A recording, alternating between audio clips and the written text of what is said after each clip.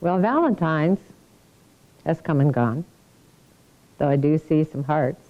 But, just because Valentine's is over, that's not going to stop us from focusing on love this month or any month.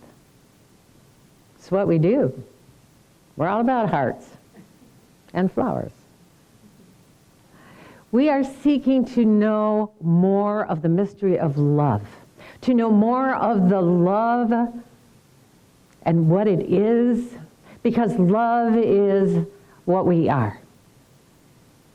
As we heard in our opening song, to know love is to be love. The more we know of the mystery of love, the more of that love we can be. Love is what we're created to express while we're here on earth, not just on Valentine's Day, but every day, unconditionally, come what may. We began this month by considering the beautiful words of Rumi. We are born of love. We are, because love is. Without love, we wouldn't be. So it only follows that since we're born of love, anytime we don't know love and be love, we're not only not being the one we are born to be, we're not being anything at all.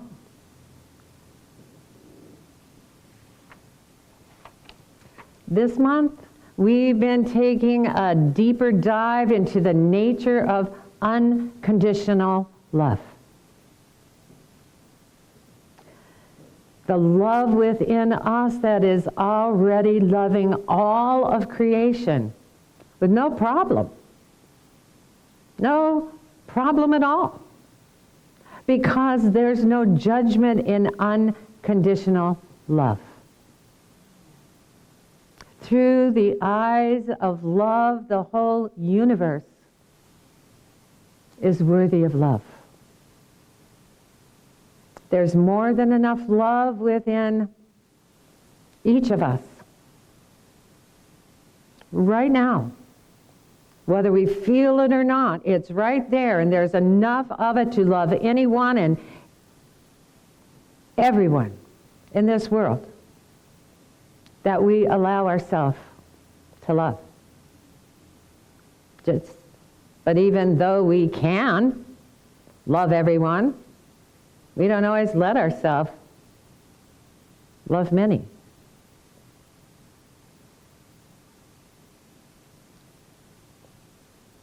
That's why this month we are taking a look within ourselves to discover any lingering conditions that we might have placed on our choice to be love every day, come what may. We understand that by putting love into action in our daily self-expression, in all that we think and say and do, and in every conversation, no matter what's going on around us and no matter who we're talking to. We realize that when we do that, we're allowing more of the mystery of love to truly come alive in us, to show us more of what is, more of the way love flows when we don't let our judgments get in the way. It's been said that love is an endless act of forgiveness, a tender look which becomes a habit. When we look with tenderness, it's important for us to include ourselves in that gaze. Because it's also been said that all forgiveness is self-forgiveness. Forgiveness not only liberates us from the emotional and physical and mental pain of the past, it relieves us of the burden of carrying the heaviness of judgment in our mind that weighs down on our heart and causes our heart to feel heavy. It frees us to be the light-hearted love that we are created to be. The well-known professor, a seminary professor, wrote, his name is Lewis Smedes. He wrote, "To forgive is to set a prisoner free and discover that the prisoner was you." When we release anger, resentment, and blame towards anyone, we clear our own mind of the smudges of grudges that keep us from looking at the world with tenderness. Which brings us to the title of today's talk, Love Thy Neighbor. Now, that's a phrase that we've probably all heard all of our life as we were growing up, even if we didn't go to Sunday school. We may have even heard it from someone who wasn't loving their neighbor. But everybody knows that phrase. The full phrase from the book of Matthew says, "Love thy neighbor as thyself." Love your neighbor as yourself. So what does that mean? Why did they add that? Because there's just one self. And the universe collectively is that self. The one creation of the one creator. And yet we are each an individualization of that one self. We could say that we are each a drop of self in the ocean of the one self, and that the ocean of the one self is in us. We are that self. We can't love our neighbor in any other way except as ourself. There's nothing else. Individually, we see our neighbor through the filters of our own mind. There's not a place outside of our mind where our mind stops and there's something else beyond it. We are only aware of what we're aware of.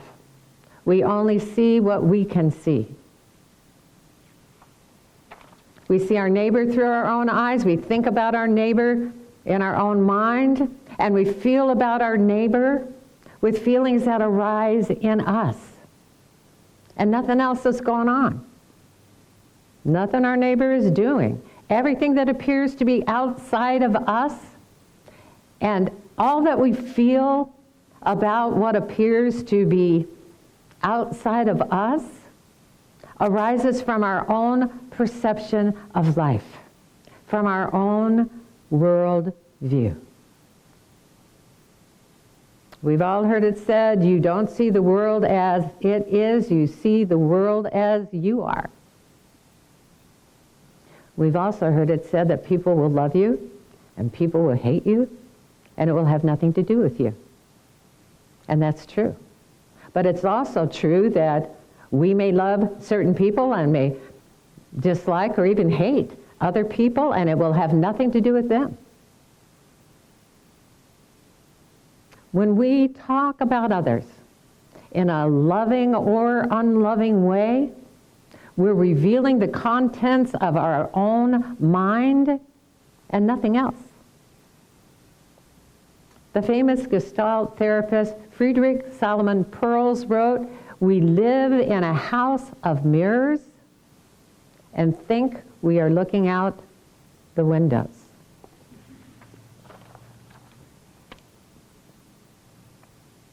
Holding on to resentment, viewing the world and the people in it with a critical eye, Blaming others when life doesn't seem fair is a reaction to the reflection of our own mind. Our reactions cause us to be at odds with the very world we're projecting with our thoughts.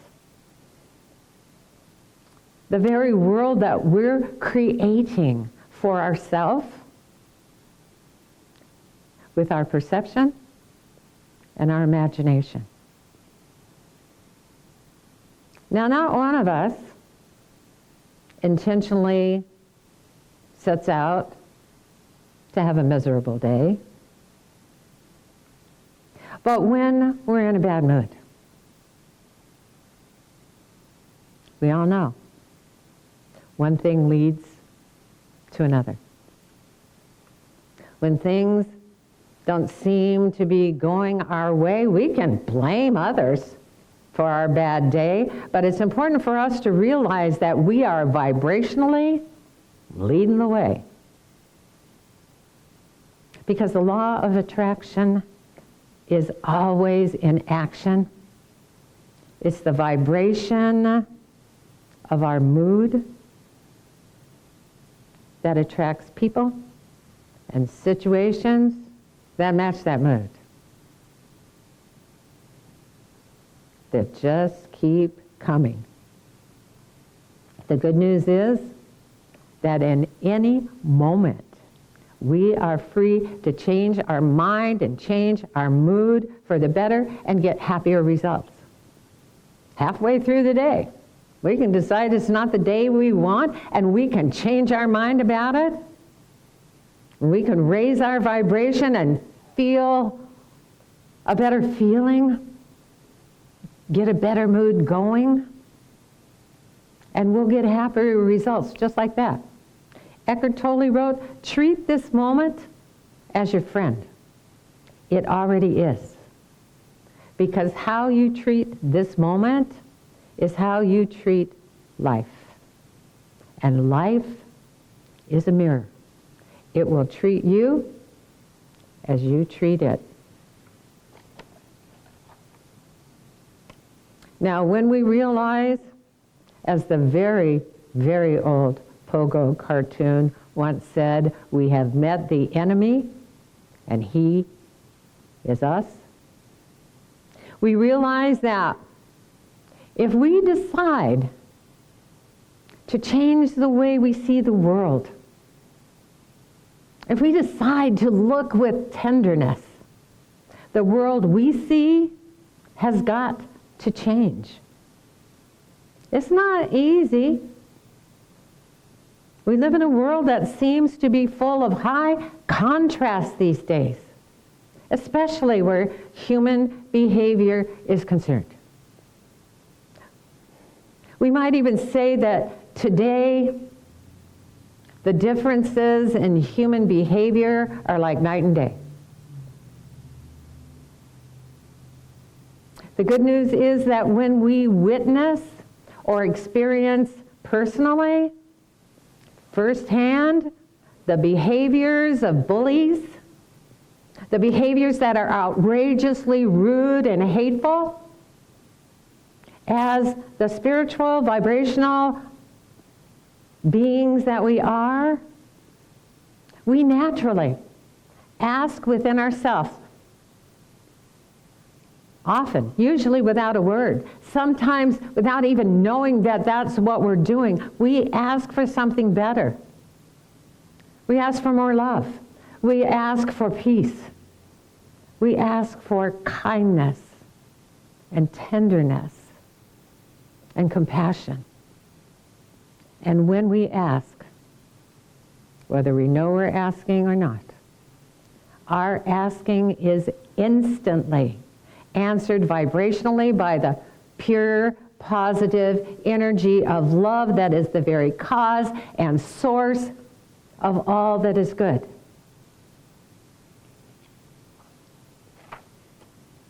Abraham Hicks tells us that ask and it is given is a universal law. meaning that when a desire is born, and every time we ask, a desire is born, Source instantly creates it with no exceptions. In today's high contrast world, there has been so much asking for more love, for more peace, for more good.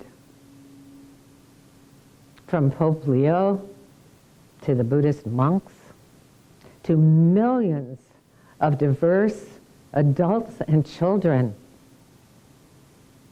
everywhere, from all walks of life, including all of us right here. Collectively, we have asked for and received a powerful vibrational force for good that's already here vibrationally and ready to manifest. And so we may wonder then why we haven't seen it yet in our physical world. Well, because at some point we have to stop focusing on the behaviors that have caused us to ask. We have to stop talking about it, even thinking about it, or even acting against it. That focus on what we don't want actually builds resistance in us. It makes smudges of grudges that prevent us from seeing the world as we want to see it, as it truly is already vibrationally. It's already here. Everything that we have asked for, every good thing that we have asked for. When we're reacting to what we don't want, we're practicing thoughts that are contrary to what we've asked for. Abraham Hicks says, you're not manifesting, you're creating the environment, the mental environment, the vibrational environment that allows the manifestation. When we're not loving our neighbor, whether they live next door or they're in the news media, we're not creating a vibrational environment within us that allows love into expression and manifestation through us. Our work is to allow and to expect the manifestation by choosing to focus on thoughts that feel good to think, by putting love into action in our daily expression, by letting that be our life, by being the love we want to see, by being the peace we want to see, by being the compassion we want to see. Martin Luther King said, forgiveness is not an occasional act. It is a permanent attitude. When we choose to be love because love is what we are and we want to be the one we're created to be,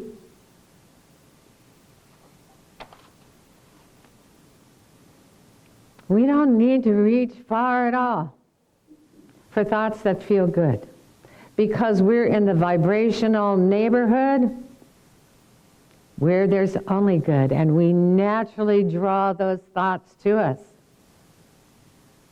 And it's easy. We are all beloved, blessed beings who deserve good in our life. But we have to live like one before we'll allow that good to manifest. When forgiveness becomes a permanent attitude, when we want to see the world differently, when we truly want to, when we want to look with tenderness, no matter what, when we want to look in a way that allows us to enjoy living in this world. That decision, practiced daily, will change the world we see. And the more of us that are seeing that world, the easier it will be for all of us to see that world. Oh, it may not change our neighbor or anyone we see in the news, but it will change us. It will change us. Now, as most of us know, as many of us know who have been following the monks, those beautiful Buddhist monks through their journey, through their walk for peace, that yesterday they ended that journey. And it was like 2,300 miles. It was 112 days. And it seems so appropriate to end my talk today with the words from the one who has been leading the way with his dog Aloka. He's the Venerable Bhikkhu Panyakara. And he said this: anger and hatred are like embers held in the hand. They only burn the one who holds them. They fade our joy and quiet our laughter.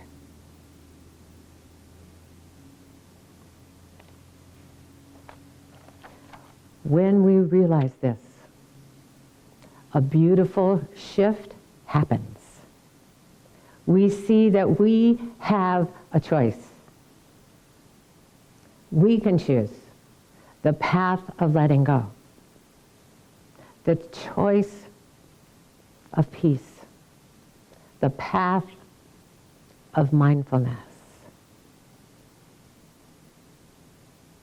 May each find that blessed day when we realize that our hearts deserve to be light.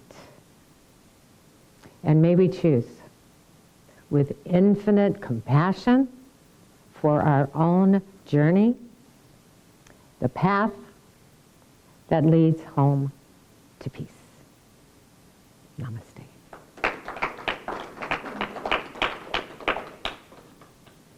All right. Thought it was a long one. Wasn't that long.